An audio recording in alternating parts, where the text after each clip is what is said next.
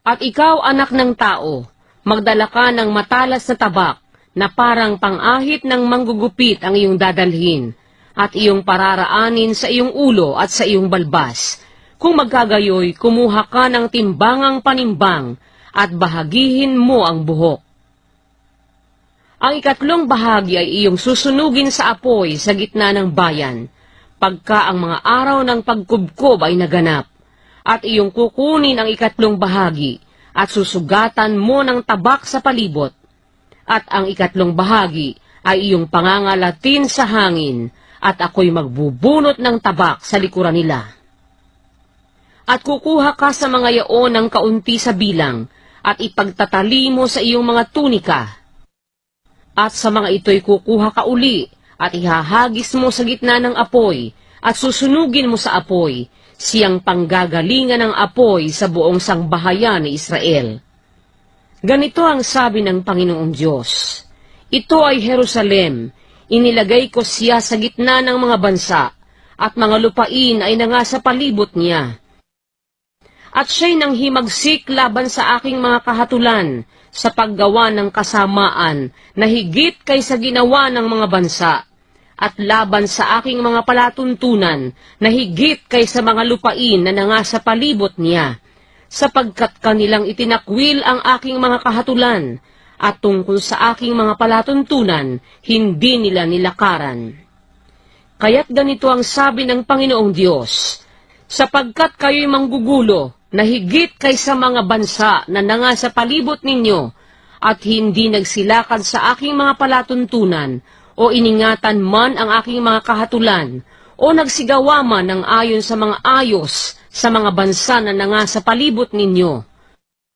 Kaya't ganito ang sabi ng Panginoong Diyos, narito, ako, sa makatwid bagay ako, ay laban sa iyo, at ako'y maglalapat ng mga kahatulan sa gitna mo sa paningin ng mga bansa.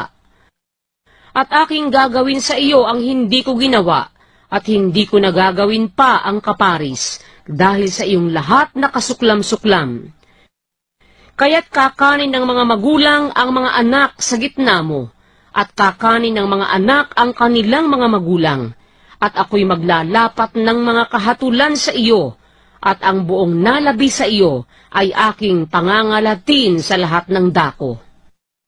Kaya't buhay ako, sabi ng Panginoong Diyos, walang pagsala, na sapagkat iyong nilapastangan ang aking santuaryo ng lahat mong kasuklam-suklam na bagay, at ng lahat mong karumal-dumal, kaya't akin namang babawasan ka, ni hindi magpapatawad ang aking mata, at ako namay hindi mahahabag. Ang ikatlong bahagi mo ay mamamatay sa pamamagitan ng salot, at sa pamamagitan ng kagutom ay mauubos sila sa gitna mo, at ang isang ikatlong bahagi ay mabubuwal sa pamamagitan ng tabak sa palibot mo, at ang ikatlong bahagi ay aking pangangalatin sa lahat ng dako, at magbubunot ako ng tabak sa likuran.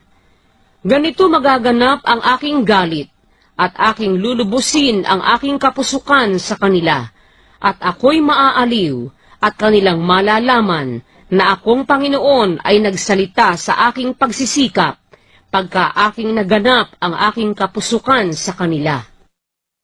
Bukod dito'y gagawin kitang kasiraan at kapulaan sa gitna ng mga bansa na nangasa palibot mo, sa paningin ng lahat na nagsisidaan.